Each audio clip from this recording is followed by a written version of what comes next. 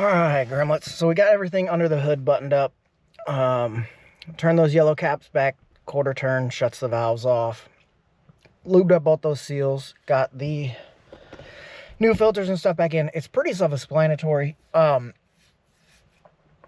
It's not really that hard. I don't understand why dealerships are charging what they're charging for it, because me, having never done this before, it literally took me 15 minutes. I don't see the justification of $300, $400, $500 like some dealerships are trying to charge for that. It seems a little excessive to me, but what do I know? I'm just a dude who works on crap in his spare time in his garage. So I am sure, not that a lot of people watch my videos, but if someone does watch this, they're gonna give me shit for using Doc's filters. Oh, they're, you know, third party made in China. Everything's made in China. I'm gonna give them a go. With the driving that I do and the intervals that I'm gonna change them, I may change that at 10,000 miles just to check them and see. But if they're not gonna cause me problems, then I'm gonna stick with them. You know, you're supporting an American company. It's hard pressed to find American companies that build in America. There's some out there. I know there's a lot of people who are going to give me grief, say I should use Fleet Guards or Mopars or whatever you prefer. Good on you. You do you, man. So, anyway, to reprime the fuel in this thing, essentially, you want to be in the truck, key fob in it, and you want to put it into the on position. You don't want to start it. You want to do this 3 times to prime the whole fuel system back up. So this will stay on for 30 seconds before it kicks off. We are going to let it do its cycle thing.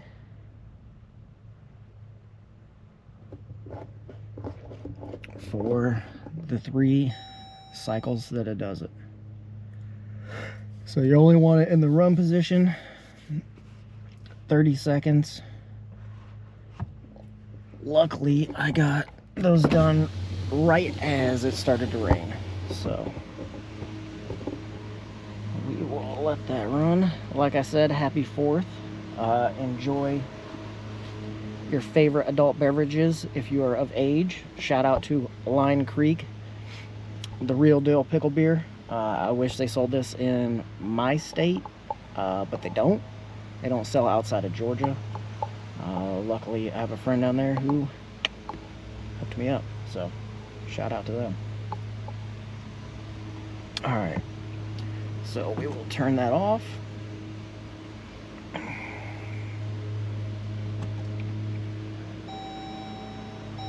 heard the fuel pump prime up, so it should be pushing through and hopefully pushing that air out. Now that it rained, it is like muggy as crap here.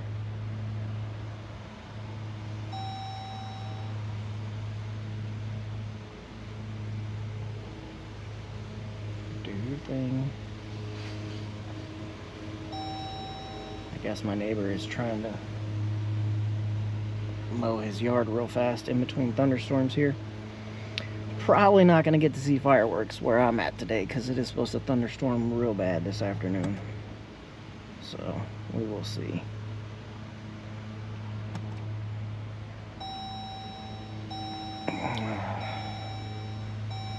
So, you're supposed to prime it 3 times, let it crank afterwards. Don't let it crank for more than 30 seconds. It shouldn't. It should stop itself. But if it decides to keep trying to crank, shut her down. And let that prime it again. Alright, so let's foot on the brake, fired right up. And then we are going to go into our system here and reset our fuel filter life. And that's it. It's literally as simple as that. for a new person just getting into cars, or someone, you know, that bought one of these and wants to do it themselves and save yourself some money, I hope this video helps. I'm just a small no-name guy. I'm fine with that. I try to make videos that could possibly be useful to somebody. If it helps somebody else out, then I've accomplished my goal. I don't care about being a huge guy. I'm not on here to make money. I'm not on here for any of that fame, glory. There's plenty of very good content creators out here on this platform who have a lot more knowledge, a lot more time with a wrench, that will teach you a lot of things. And I watch those people. So, don't be afraid to get your hands dirty. Don't be afraid to get out there. Some of these jobs are still relatively easy to do, even on the modern stuff. The old stuff's much more simple, but I would rather do this and save myself a few $100 than take it to a dealership. Just personal preference. So, I hope everyone has a safe holiday. Enjoy yourself, but do it responsibly. And, you know, God bless America. 250 years as a country. That's one hell of a milestone, man. We've lost a lot of great people getting to where we are at. And the state of this world is in shambles. But we have something very, very big to celebrate. And for that reason, we should all put our bullshit aside, your politics aside. I don't care which side of the fence you're on. I don't care if you're in the middle, you lean whichever way.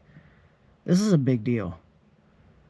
Freedom of speech, freedom to own firearms, your right to prosecution. Those are things that other countries just don't have. They'll tell you they do. People from Britain will tell you, oh, we got freedom of speech, until you make a nasty Facebook post and you go to jail. To have true freedom, no other country has it like America has it. So value that.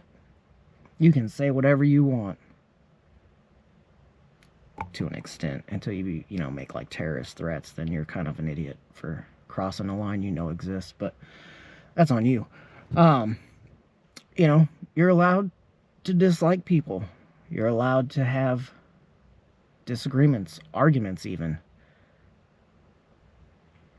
But sometimes the most grown-up thing you can do is stop and listen to the other person.